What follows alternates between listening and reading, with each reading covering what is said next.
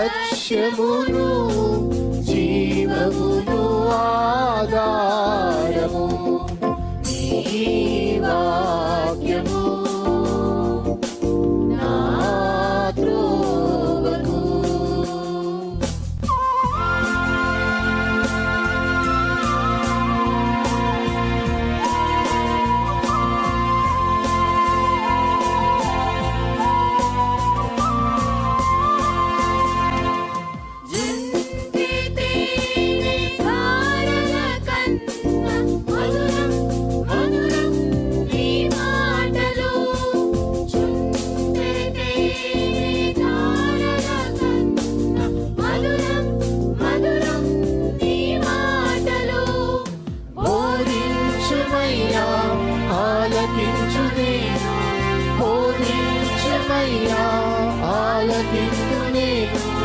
అనుసరింతునయ్యా ఆత్మశక్తితో, అనుసరింతునయ్యా.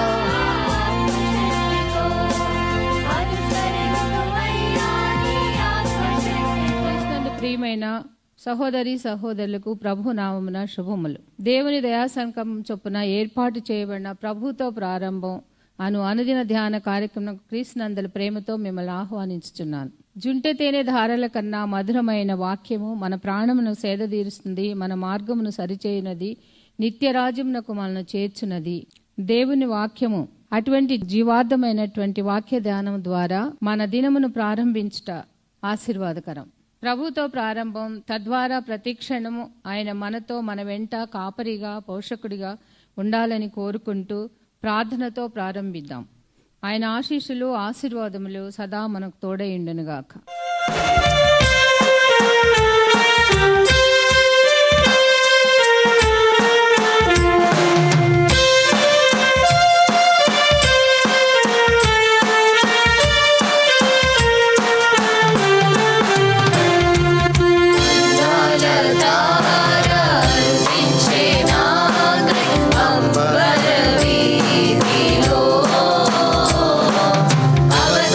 అవతారమూర్తి శ్రేయ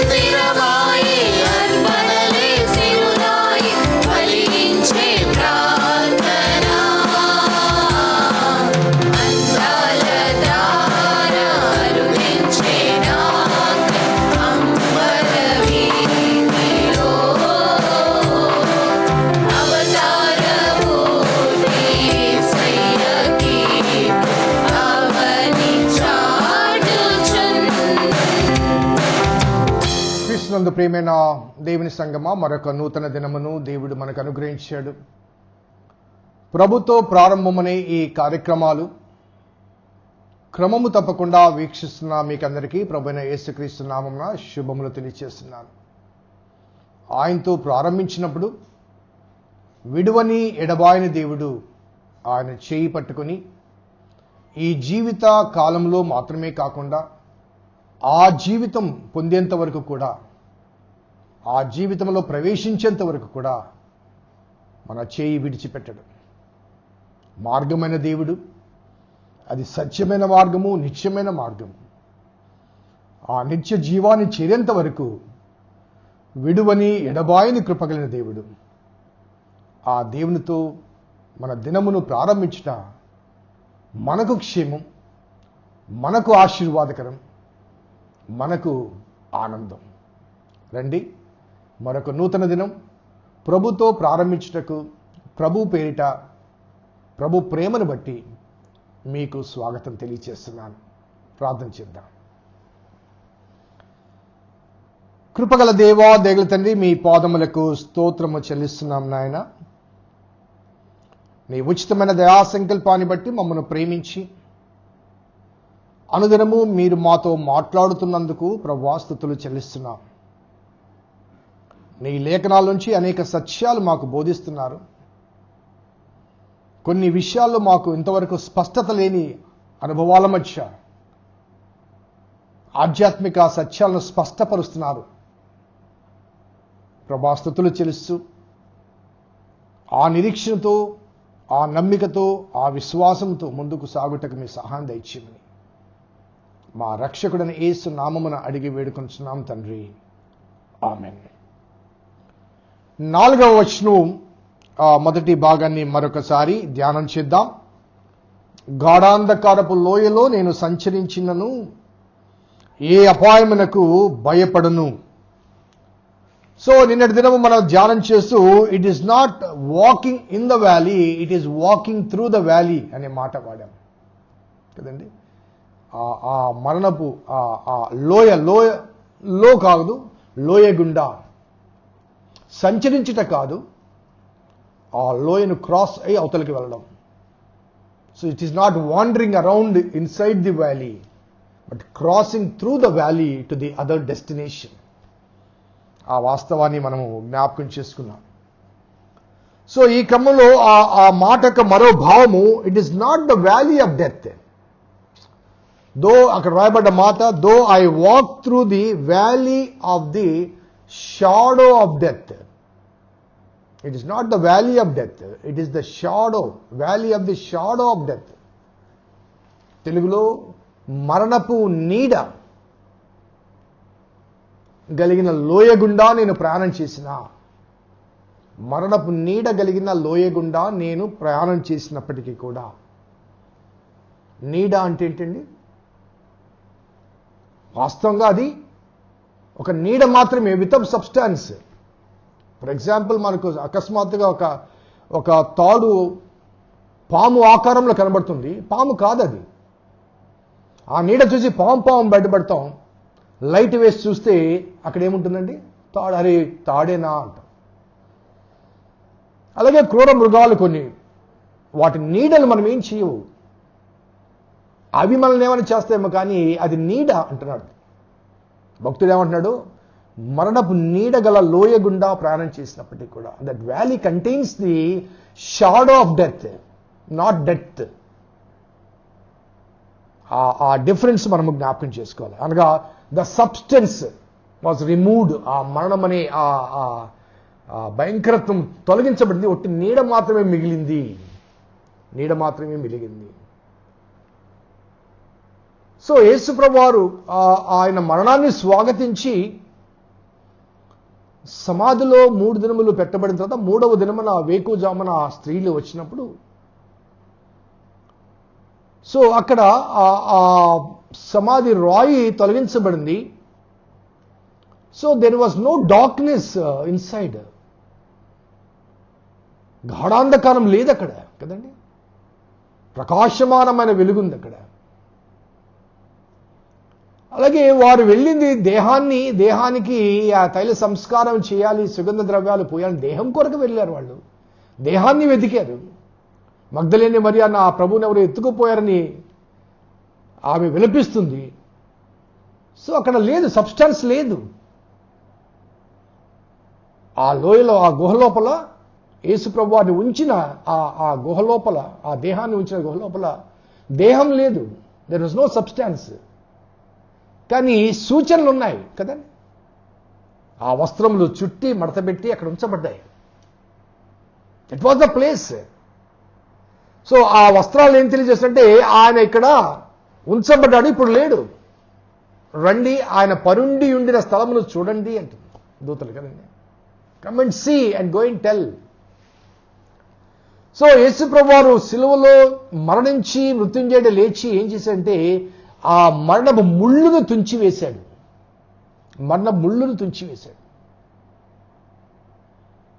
మనకు ఈ కందిరీగలు ఉంటాయి కదండి, అవి కొన్నిసార్లు అనుకోకుండా లోపలికి వస్తే వచ్చి అవి శబ్దం చేస్తాడు. శబ్దం అంటే అవి ఎక్కడ కుడతాయో మన భయంతో మనము చాలా డిస్టర్బ్ అయిపోతాం. తోలివేయడానికి ప్రయత్నం చేస్తాం. అవి బియ్యం తిరుగుతాయి, ఎక్కడ వాలితే అక్కడ కుడతాయని భయం. కానీ ఒక వాస్తవం ఏంటంటే ఆ కందిరీగకు ఒక ముళ్ళు ఉంటుంది. ఆ కందిరీగ ఎవరి మీద మొదటగా వాలుతుందో ఆ ముళ్ళును ఆ వ్యక్తి మీద కుచ్చుతుంది. కాబట్టి భయంకరమైన పెయిన్ వస్తుంది. ఒక విధమైన విషతుల్యమైన ముళ్ళు కాబట్టి భయంకరమైన పెయిన్ వస్తుంది. అందుకని భయం. కానీ అది మొదట ఎవరి మీద వాలుతుందో వారిని కుచ్చుతుంది, ఆ ముళ్ళు అక్కడ రిలీజ్ చేస్తుంది అంతే. ఇంకా ఆ తర్వాత అది వెళ్ళి ఎంతమంది మీద వాలినప్పటికీ కూడా ఆ ఈగలో ముళ్ళు లేదు. అర్థమవుతుందండి? ఆ ఈగలో, కందిరీగలో ముళ్ళు ఉండదు. ముళ్ళు ఆల్రెడీ కుచ్చేసింది. ఆ ముళ్ళు కుచ్చుకున్న వ్యక్తికి బాధ. ఆ తర్వాత అది మరలా వచ్చి ఎంతమంది చుట్టూ గుయ్యి అన్నప్పటికీ వారిని భయపెడుతుందేమో కానీ బాధించదు. ఎందుకంటే ముళ్ళు లేదు అది. కానీ ఆ వ్యక్తికి ఏం తెలుసు? తెలియదు కదా, ముళ్ళు ఉందో లేదో తెలియదు కాబట్టి భయపడతాం మనం. సో ఈ మరణపు ముళ్ళు యేసుక్రీస్తు వారు సిలువలో తుంచివేశారనగా ఆయన మీద ఆ ముళ్ళు కుచ్చబడింది కాబట్టి he has received the pain and the suffering of the death. So ఆయనను విశ్వసించిన విశ్వాసులు ఆయన భద్రతలో, ఆయన బాధ్యతలో ఉంటారు కాబట్టి ఇక ఆ మరణమని ఆ ఈగ, కందిరీగ ఎంతమంది మీద వాళ్ళనప్పటికీ కూడా వారికి హాని కలిగించదు. ఎందుకంటే ఆ హానిని, ఆ సమస్యను, ఆ శ్రమను తాను స్వీకరించాడు కాబట్టి హి హస్ టేకెన్. సో ఆ ఈగ ఒకటి నీడ లాంటిది, భయపెడుతుంది అది అంతే. ఆ ఈగలో ప్రమాదకారి లేదు. కాబట్టి విశ్వసించిన విశ్వాస జీవితంలో మరణం అనే ఆ భయంకరత్వం లేదు. ఎందుకంటే మరణంలోంచి జీవంలోనికి దాటి ఉన్నాం మనం.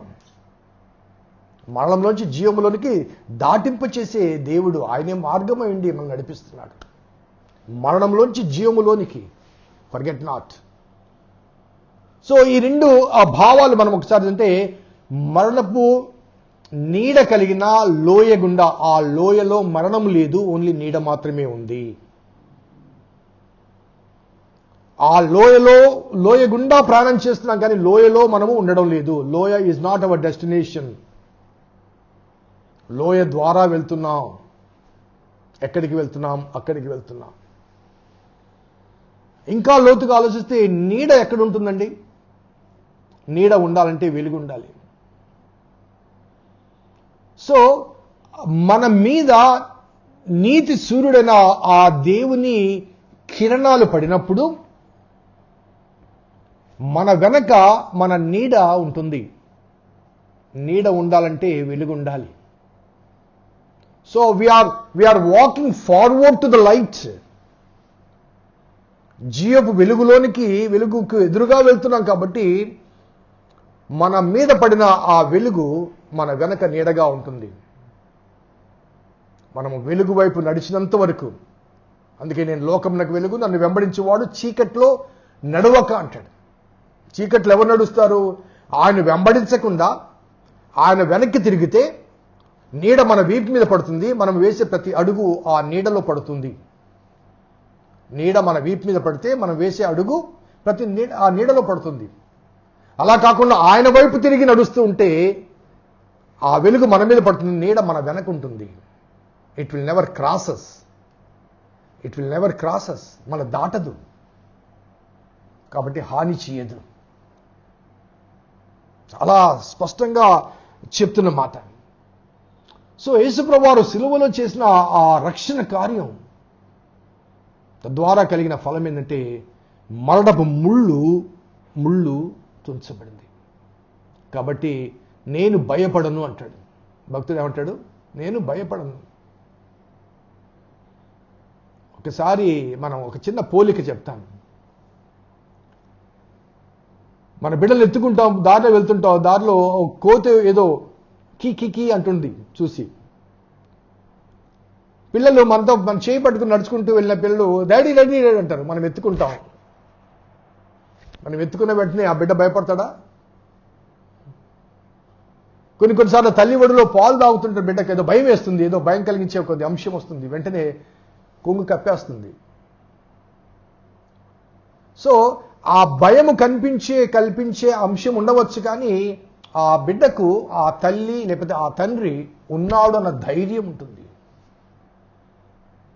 మా అమ్ముంది నాకు, మా నాన్నున్నాడు నాకు, I can face any challenges, ఇది నా సమస్య కాదు. అందుకే మరణపు నీడగలిగిన లోయ గుండా ప్రయాణం చేసిన నేను భయపడను, నీవు నాకు తోడుగా ఉండు.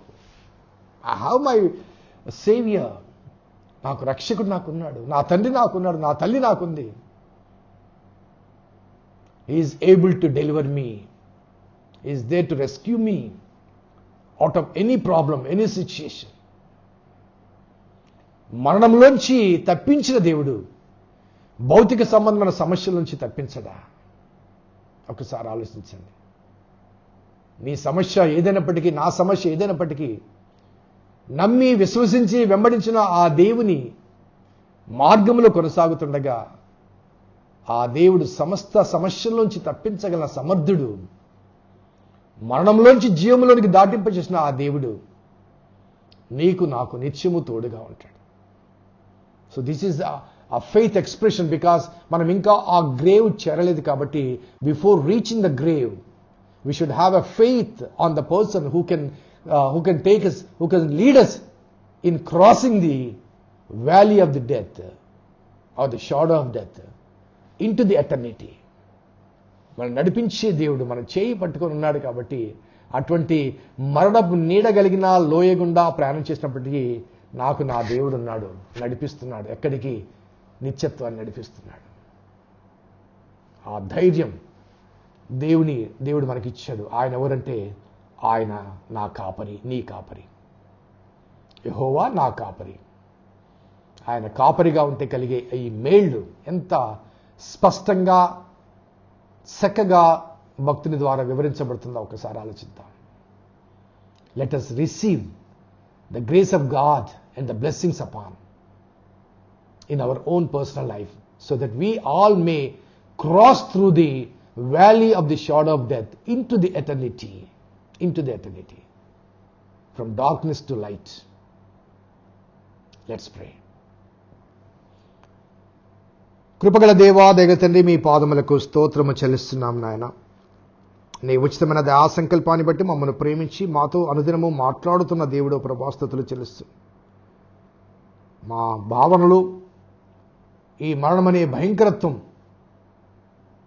మమ్మల్ని భయపెడుతూ ఉండవచ్చు, కానీ మాకన్నా ముందుగా ఆ మరణాన్ని స్వాగతించి మృత్యుంజయుడే లేచిన దేవుడు ఆ మరణంలోని సబ్స్టాన్స్ని తొలగించి ఒకటి నీడను మాత్రమే ఉంచాడు. ఆ నీడ గుండా ప్రయాణం చేస్తాం, కానీ నీడలో మేము ఆగిపోము, ఆ లోయలో ఆగిపోము, అద్దరికి చేరతాము.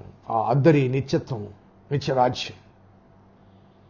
అటువంటి విశ్వాసం మా అందరిలో దయచేయమని మా రక్షకుడైన యేసు నామమున అడిగి వేడుకొంచున్నాం తండ్రి. ఆమేన్. తండ్రి, కుమార పరిశుద్ధాత్మ త్రియేక దేవుని దీవెన ఈ వాక్యం విన్న బిడ్డలకు, వాక్యాభిలాషులకు సదా తోడైనను గాక. ఆమేన్. God bless you. దేవుని దీవించును గాక.